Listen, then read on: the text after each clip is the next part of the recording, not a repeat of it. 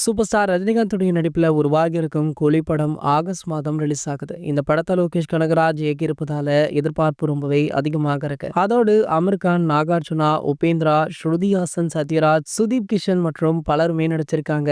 இந்த சூழல்ல கூலி படத்தை பிரம்மாண்ட பட்ஜெட்ல சன் பிக்சர்ஸ் தயாரிச்சிருக்காங்க. அமேசான் பிரைம் நிறுவனம் இந்த படத்தை கிட்டத்தட்ட 130 கோடி கொடுத்து வாங்கி உள்ளதாக தகவல் வெளியாகி இருக்கு. இதற்கு முன்னாடி ரஜினி சாருடைய ஜெயிலர் படம் 100 கோடி ரூபாய்க்கு விற்பனையாகி இருந்ததுமே குறிப்பிடத்தக்கது. சன் பிக்சர்ஸ் தயாரிப்பதால சேட்டலைட் உரிமை சன் டிவி வசம் இருக்கு. ஓவர்சீஸ் ரைட்ஸ் கிட்டத்தட்ட 80 கோடிக்கு விற்கப்பட்டிருக்கு. மேலும் ஆடியோ உரிமம் 20 கோடிக்கு விற்கப்பட்டிருக்கு. தியேட்டர் ரிலீஸ் இல்லாமல் கிட்டத்தட்ட 240 கோடி ரூபாயை இந்த கூலி திரைப்படம் ஈட்டி கொடுத்திருக்கா. சோ இந்த நிலையில பாத்தீங்கன்னா தற்போது ஜனநாயகன் திரைப்படம் அண்மையில தான் ஓடிடி வியாபாரம் மட்டுமே 70 கோடி ஆச்சு. இந்த நிலையில சூப்பர் ஸ்டாரை ஒப்பிடும் பொழுது இது ரொம்பவே குறைவு அப்படின்றதுனால இதை பற்றிய பேச்சுக்கள் சோஷியல் மீடியாக்கள்ல இருக்கு. இந்த நேரத்துல பாத்தீங்கன்னா தற்போது சூப்பர் ஸ்டார் ரஜினிகாந்த் அவர்கள் தளபதி விஜய் அவர்கள் பற்றி பேசியிருக்காராம். அதாவது நம்ம விஜய் சார் முழுநேர அரசியல்வாதியாக களமிறங்க போறாரு. அதற்காக அவர் நடிக்கிற கடைசி படம் இதுதான் அப்படின்னு சொல்லப்படுது. ஆனால் இந்த கேள்வியை சூப்பர் ஸ்டாரிடம் கேட்ட பொழுது சூப்பர் ஸ்டார் அவர்கள் விஜய் கண்டிப்பாக ஒரு நல்ல கதாநாயகன்,